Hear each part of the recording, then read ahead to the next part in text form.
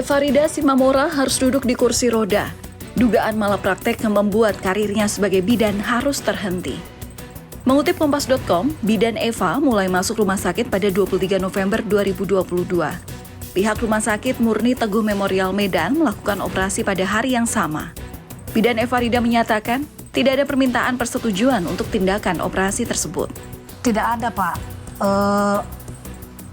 Biasanya sesuai SOP sebelum melakukan tindakan operasi, kita itu sebagai pasien harus mendapatkan informed consent, yaitu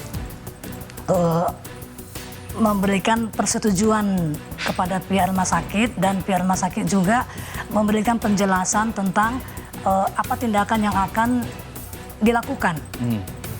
Apa tindakan, apa kontraindikasi, bagaimana apanya, mestinya itu dijelaskan. Tetapi pada saat saya mau operasi itu tidak ada dilakukan, Pak. Dan suami saya juga tidak dilibatkan. Suami saya tidak ada menandatangani berkas apapun sebelum operasi, Pak. Menurut korban, semua pemeriksaan medis dilakukan untuk kaki kirinya. Namun ternyata operasi justru dilakukan pada kaki kanan. Yang malah yang dioperasi bukan kaki kiri saya yang sakit. Yang dioperasi adalah kaki kanan saya yang sehat. Alangkah terkejutnya saya dan suami begitu mengetahui bahwa dokternya mengoperasi kaki kanan saya. Pasca operasi, korban justru tidak dapat berjalan sama sekali. Sebelumnya, bidan Evarida dapat berjalan menggunakan tongkat. Iya, Pak. Sejak awal memang yang bermasalah kan, Pak, kaki kiri saya. Jadi segala pemeriksaan yang dilakukan hanya pada kaki kiri saya. Karena saya bisa jalan, Pak. Mulai dari ronsen, pemeriksaan MRI, CT scan, semuanya dilakukan pada kaki kiri saya. Dan sebelum operasi saya juga menjalani fisioterapi selama lebih kurang 2 minggu di Rumah Sakit Murni Teguh. Yang di fisioterapi juga kaki kiri saya, Pak. Keadaan ini memunculkan dugaan malapraktek.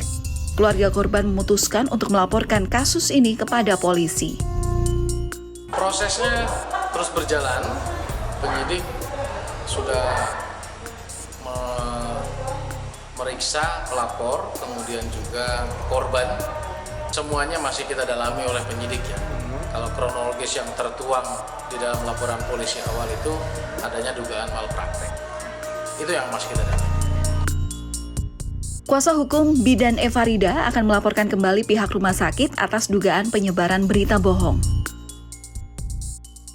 Kedepannya juga nanti kita akan mengajukan langkah ini juga, lapor polisi tentang informasi bohong. Pertama, mereka bilang sudah dapat izin, ternyata enggak. Yang kedua, yang terakhir ini mereka bilang mereka sudah berdamai dengan korban. Mana? Berdamai mana? Kapan? Itu loh. Itu kan sudah informasi bohong, itu sudah membohongi publik. Mereka bilang sudah berdamai. Kapan? Dirawat sejak November, Evarida Simamora bahkan terpaksa merayakan Natal dan Tahun Baru di rumah sakit. Perkembangan selanjutnya, polisi akan segera memanggil pihak Rumah Sakit Murni Teguh Memorial dan dokter-dokter yang terlibat. Prosesnya terus berjalan. Penyidik sudah meriksa pelapor, kemudian juga korban, dan diagendakan dalam pekan ini akan dilakukan pemanggilan terhadap pihak rumah sakit dan beberapa dokter untuk kita mintai konfirmasi. Dikutip dari Kompas.com edisi 28 Desember 2022, Dr. Prasojo Sujatmiko, dokter yang melakukan operasi terhadap korban, pernah memberikan pernyataan. Terdapat osteofit dan sudah dilakukan fisioterapi selama 2 bulan, tapi tidak ada perbaikan, sehingga diputuskan operasi karena nyeri, dan selama ini pasien berjalan menggunakan tongkat. Sementara Refman Basri, kuasa hukum Rumah Sakit Murni Teguh Memorial Medan dan Dr. Prasojo Sujatmiko menyatakan, kliennya tidak melakukan kesalahan prosedur medis apapun. Hingga saat ini, bidan Evarida Simamora masih terus menggunakan kursi roda untuk beraktivitas. Natal tahun lalu terpaksa dirayakan di rumah sakit. Kini, bidan Efarida hanya berharap dapat kembali beraktivitas dan kembali mengabdi sebagai bidan. Jadi untuk saat ini kan setelah operasi saya tidak bisa jalan. Di mana hati nurani pihak rumah sakit dan dokter yang melaksanakan tindakan kepada saya, Pak? Saya ingin bisa beraktivitas, bekerja seperti semula. Saya ingin sehat, Pak, itu saja. Ya, Ibu, tentu itu menjadi harapan kita. Dan karena ini sudah masuk ke ranah hukum, saya ingin perlindungan hukum, Pak.